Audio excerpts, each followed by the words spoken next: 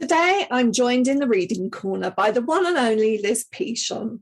Unbelievably, it's the 10th year anniversary since the publication of the first book in the Tom Gates series, The Brilliant World of Tom Gates. Now, 10 years on, Tom is featuring, I think, in his 19th story, Tom Gates' Random Acts of Fun. I've been looking forward to talking to Liz today about why Tom has proved to be so popular with children. So thank you for taking the time to join me today, Liz. It's a pleasure. Before we do get into Tom, I just want to say that I remember when you were mainly a picture book illustrator. I wonder if you can take us back to when you made that transition, because now we think of you mainly as a creator of middle grade stories. I was actually a graphic designer. I was not a very good graphic designer. So I was always sort of doing bits of illustration, a little bit here, a bit there.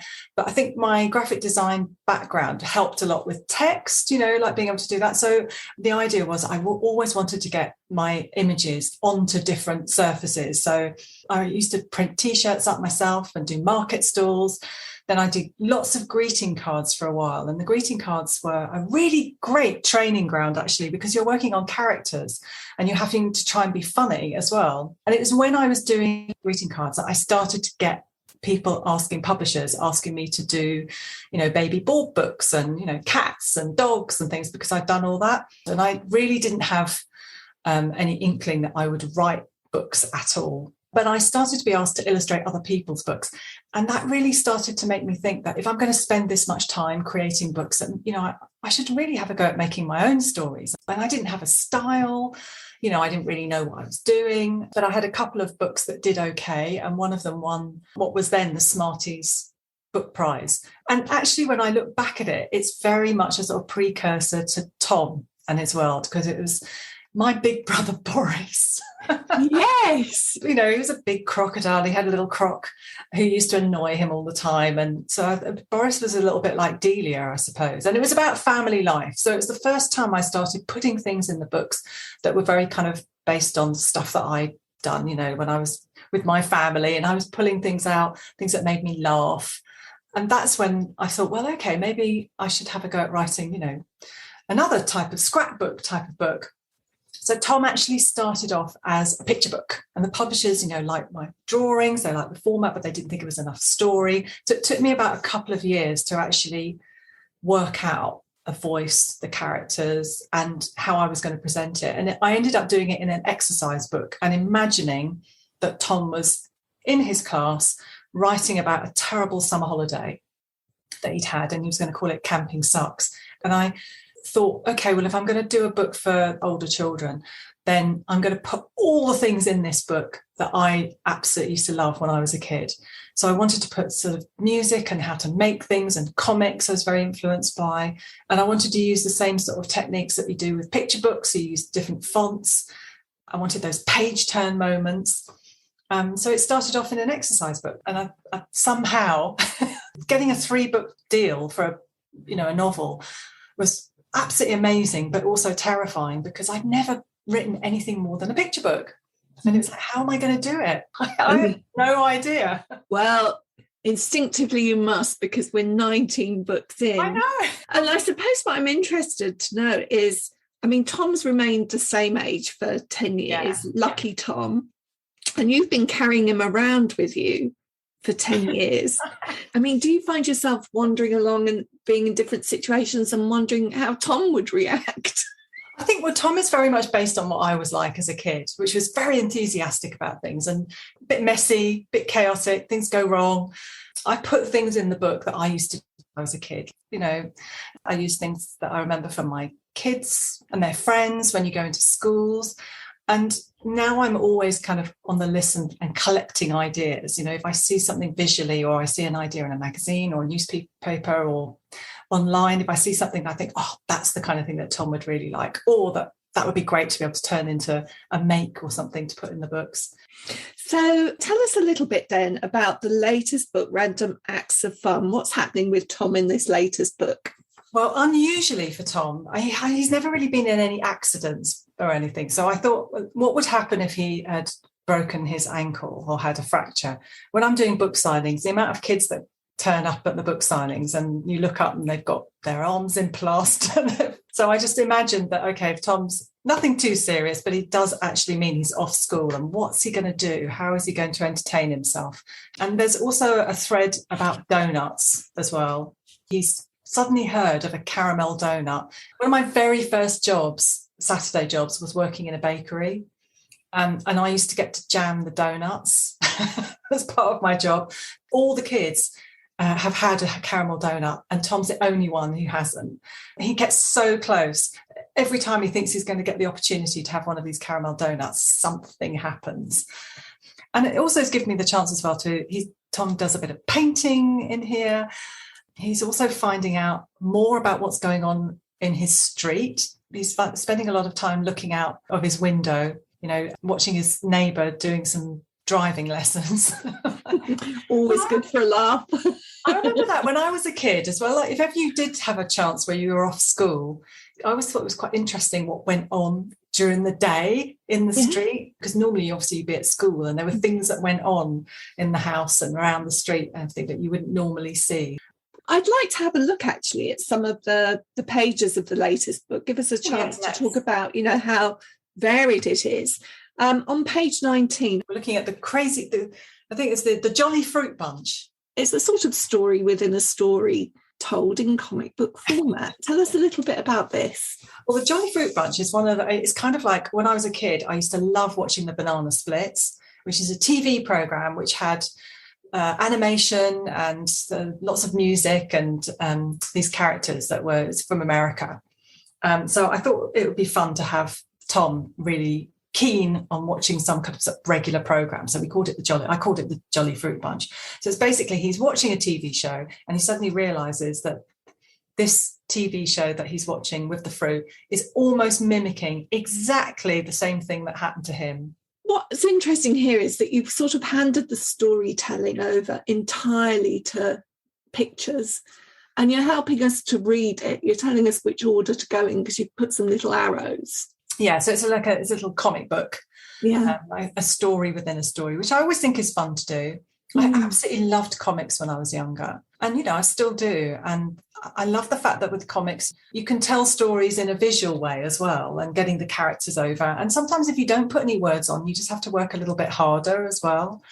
I'm glad you said that, because people often make the assumption that it's easier to read pictures. I don't think that's true. I don't think it's necessarily easier. I know some very difficult comics. There's lots of other subtle things as well. And I know that the kids with the books, my books particularly, they read them more than once. And I love the idea that they'll read it once and then they'll go back over it and maybe look at other things in slightly more detail and spot things that they hadn't seen before. And I'm just looking here at the different lines that show us what's happening. Like there's a kind of squirrely looped line. I'm looking at the banana on the floor and this kind of looped line. And we know what that means. We know that it means he's a little bit sort of dazed. He's just had an accident, so he's fallen over. If I actually thinking about it, I should have had the banana slipping on a banana skin. Let's have a look at another page. Actually, we're going to have a look at page 30, which is a poem about donuts. So we've had a good conversation about donuts already. It was going to be carrots. That's crossed out. Carrots, yes. I've got carrots appearing regularly throughout the books. It's supposed to be the counteracting of donuts. So, yes, he starts to write off a poem about carrots and then ends up writing about donuts. Do you want me to read it then? Shall I read the poem? Yes, that'd be great. So, a poem about donuts by Tom Gates, who likes donuts. To the donut, I am devoted, full of jam and sugar coated. Eat them slowly, don't be hasty. Soft and fluffy, nice and tasty. If you don't like delicious donuts, you're a donut. The end. There's a couple of things I really wanted to pick up here. One is, to adults who are sometimes concerned about books that look like yours. They think it's going to be easy reading and they think it's cheating. Like the comic, it's cheating. It's not the real thing. But actually, in these stories, children encounter so many different kinds of writing. There's poetry or verse. You've got stories within stories. There's so much in here. It's really rich. Oh, honestly, Nikki, I'm so glad that you said that, because that's something that I really, that I really try hard to do, is to, I'll sneak in like the little poems, the lyrics, comic books, different stories, all the different types of things that I used to enjoy. And there's about 20,000 words in each of the books. It's quite a lot. And I think the thing about it is the fact that they read it and they're taking in all that information, not just from the writing and the stories, but also visually as well. And it all helps to create an atmosphere, to set the scene, to tell the story. And they're doing it really quickly, and they're getting lots of all that information very quickly. And that's one of the things that I try and do. As a kid, and even as an adult, has a very kind of low threshold. If I pick up a book, when I was a kid particularly, I had to kind of know something about it. I had to have something that grabbed my attention really quickly. And if it didn't, I'd really struggle to get through it. And I think I always try and do that when I'm writing the books, is, get to the story as quickly as possible. So it's just a way of being able to keep their attention. And it's for me as well. I want to try and keep my attention when I'm writing the books, and I'm thinking about new and different ways of extra things that I can put in all the time. And I would say to anybody that hasn't given them the time and really had a look, every page is a surprise, and that's what I really love about them. It's not a formula, you really do feel that you're being delighted and surprised. This one here has got what we call a rebus in it. You read it out full of jam, but actually you've got the jam jar there standing in for the word on its own. We really try hard to do that, and to make every page sort of surprising. So you've got those page turning moments as well. It's definitely something that I wanted to do. When I first started doing the books, middle grade books didn't have very many illustrations in them about 10 years ago. And I've been told by heads of other publishers that actually the fact that I've put so many illustrations in meant that they were able to spend more money on illustrators, because they were doing well. So like, okay, we better put some more illustrations in. And now you literally cannot pick up a middle grade book that isn't laid out in a very similar way, that doesn't have lots of different fonts and, all that sort of stuff. And, it used to have these amazing picture books, which we still have. And then you'd have, these incredible books for older children. It was all, when I started, it was the sort of Harry Potter and the very thick books.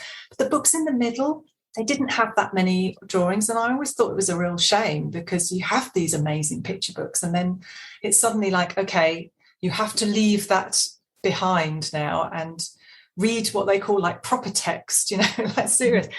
And I love books, even as an adult. I love books that have got pictures or photographs or help you, because they just give you that extra bit of information. So I'm very happy that lots of books have got drawings in now. Just while we're talking about photographs, I think on page 122, it's called Fun with Foil. Fun with Foil. Oh, yes. Here we go. And that's photographic, because it looks as though you've been having some fun with some aluminium foil here. I do that quite a lot. Yeah, I'm always thinking about different things that I can add in.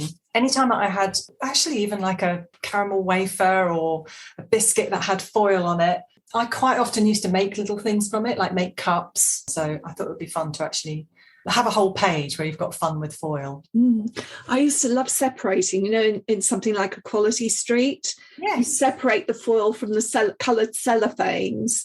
I used to make something that was like a little wine goblet. I think my grandmother showed me how to make it. What, do you mean like this, Nikki? Exactly like that. Liz is holding up a goblet. Yes, this is made out of a Cadbury's cream egg wrapper.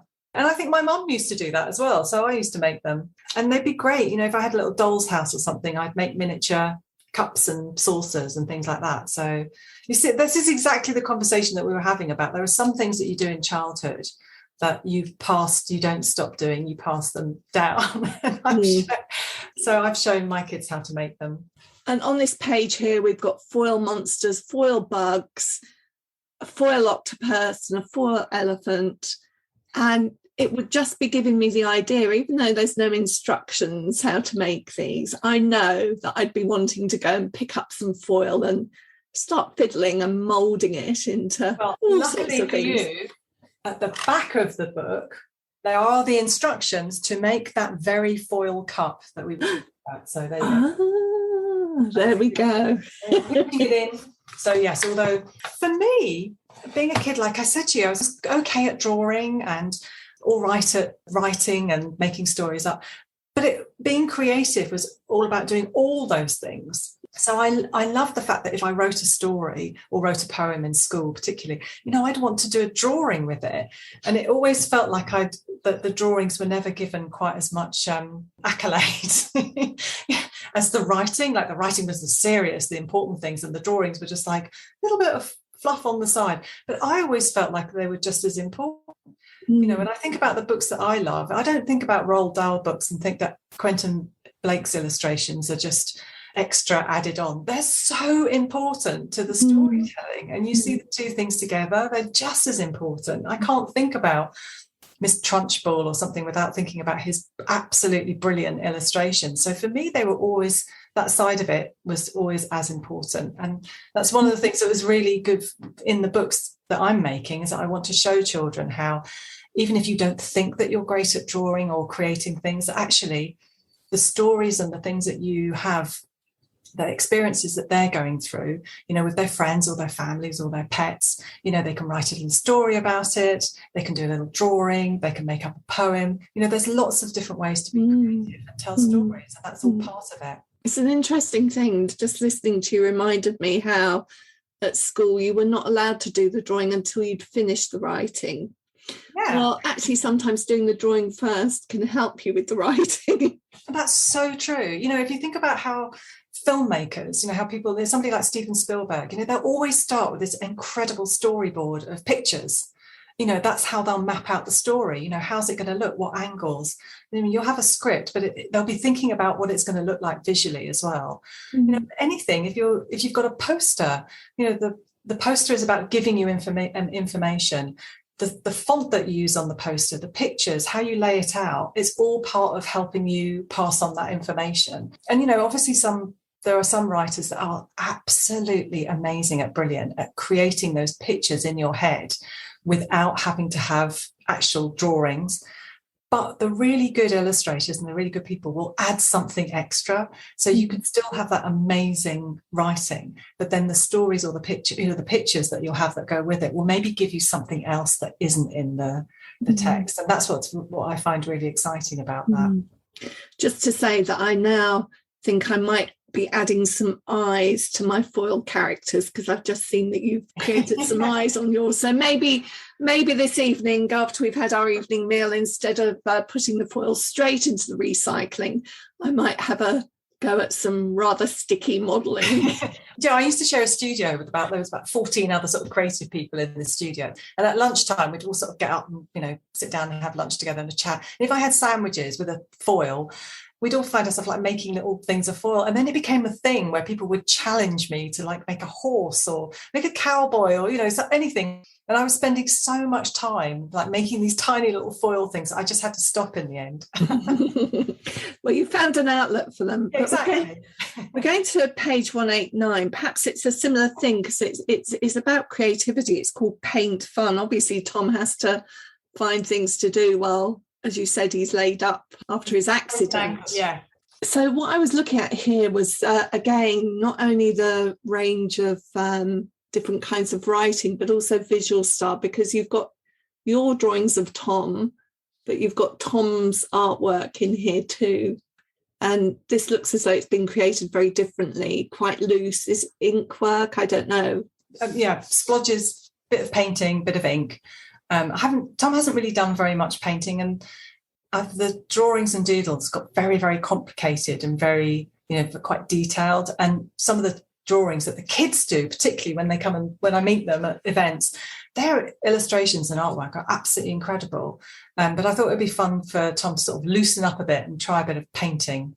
And I've done that. I've been doing the Tom Gates TV show, which has got similar things in there, where I've been trying to show kids, how they can use different materials, like sort of bits of oil pastel. I've done some scribbles and then turned them into different monsters, and also done a little bit of painting as well. So that was the idea, that Tom would have a go at doing some painting. It struck me actually that, the painting, the music, his world doesn't seem to have that much technology in it. There is TV, but they're always finding things to do. Yeah, I mean, it was one of the things that I sort of made a conscious decision. I say sort of because, at the beginning I was just, I'm just happy to write the stories and what I could imagine, what I could remember and, bringing things from my childhood. But then I started to think, actually, I don't really want to put technology in because it really dates things very quickly. If you draw if you draw a computer within a few years, it looks really old already on phones and none of the stories really hang on particularly on any of the technology or is important. And it's quite nice showing kids like how to do different things as well. In some of the books, I made this thing called a paper banger. And we used to get them in, I think they'd be given away in free in magazines sometimes, like these bits of paper that just made an incredibly loud noise. And I started showing kids how to make them. And they were absolutely amazed that you could make such a loud noise from a piece of paper. And I had a collection of books when I was younger, which had a whole section on origami at the back. And it's something really complicated, but it was always amazing to me that you could make all these incredible things just out of a piece of paper. Mm-hmm. So it's something that I really like doing. Like, you don't need lots of materials. That actually, learning how to make something out of a piece of paper is really fascinating. I think if I was younger now, if I was a kid now, I'd be really interested in all the new technology and how to draw on the pad and thing. But I'd also be really interested in how you do it with paper and pens and using materials, because it's a different sort of experience and actually knowing how to do both of them. I don't think one's any better than the other, but I think it's quite, it's a curiosity, isn't it? Like, what can you do with this? Mm-hmm. You can have iPads and technology the way you can create very similar feeling to paint and ink and charcoal, but actually being able to do it, being able to use the pens and the paper, it just gives you a very different feeling. So I don't think it's one or the other, but just for me particularly, because there is a lot of other things. It's nice just to be able to show children and just give them the confidence and show them how it can be very simple, and you don't have to be absolutely brilliant at drawing. You can create images, you can do comics and that kind of thing. So that's something that I was very keen to add in to the books. And the reaction that I get back from parents and children, first of all, the fact that they are enjoying reading books that maybe they haven't done before because they're very accessible. And then I love the fact that they then get into doing their own bits of creative activity, like drawing on a T-shirt or drawing on a shoe. And I'm sitting here with my earrings that I've drawn on. And it's something that I've done in my own career as well. I've taken designs and put them on things. And it's just Tom's world much bigger. So it gives me, selfishly, it gives me a huge amount of pleasure feeling that, I'm giving that confidence to children that maybe they might not have had a go or picked up a pen or made something with foil. It doesn't mean to say that they can't use all the other technology, but it just means that it's just giving them something else that's really accessible as well. I just want to pick up on one last thing, and you've just kind of led us there really by talking about the accessibility of the text. I think in our discussion we've really shown how rich these books are, how varied the text, how varied the image, and yet they are incredibly accessible. And I know from personal experience that many children who perhaps don't see themselves as readers have discovered that they are readers through these books. And yet they're long, 20,000 words, you said. So do you think about the accessibility of the stories? You've got to have something that's engaging, definitely. And, because there is a lot going on every page, the process of actually writing them out, drawing them, I do them all by hand. And then we send them off to the designer, and the designer flows the text in following what I've done. And then they come back, and my editor, she'll look over it and check that everything reads well. And we're, between the whole team at Scholastic, we work really hard to make sure that your eye travels through the book, that nothing, we'll make drawings bigger or smaller, and make whole sentences so that your eye's not jumping around. And I think it's because I'm very maybe because I am dyslexic as well. that actually making sure that your eye can travel over the page and take in the information is something that I work really hard at. Maybe we don't succeed all the time, but I do think it's one of the reasons why the kids can absorb the information quite quickly, because we do spend so much time doing that. And that makes it interesting as well. So they kind of don't realise how much they're taking in by reading the books. And I think, I know parents worry about, I've actually spoken to a teacher before. The teacher told me how much all the children loved reading my books in her school. And then she said, it takes us ages to wean them off your books onto like quotations, like real books. They have to do exams where they have to just read text. So we have to get them not looking at your books.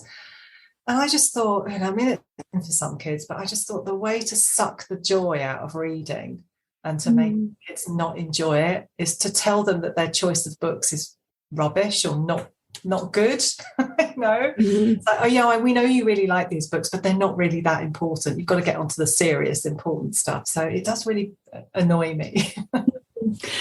Before we disappear completely, I wanted to ask you about Shoe Wars, because Shoe Wars was out in hardback last year. That's right, isn't it? Yeah. Are there going to be more Shoe Wars stories?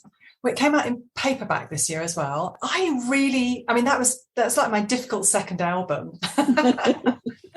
I would love to write something else. Whether it's a Shoe Wars, I did leave a slight kind of cliffhanger at the end where we discover that Wendy Wedge, who's the baddie, has got a terrible twin brother called Wilberforce, who's enjoying watching his sister's demise.